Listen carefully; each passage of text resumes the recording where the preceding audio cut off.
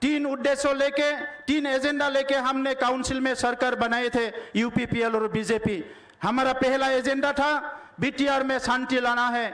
आज बीटीआर में 100% शांति आ गया है। हमारा एजेंडा था बीटीआर में सबको सुरक्षा मिलना है। आज बीटीआर में 100% सुरक्षा लोगों को मिल गया है। तीसरा था हर समुदाय के बीच में एक अच्छा रिलेशन, एक अच्छा संपर्क होना चाहिए, वो आज हमारे बीच में है। यूनिटी हमारे बीच में आ गया है।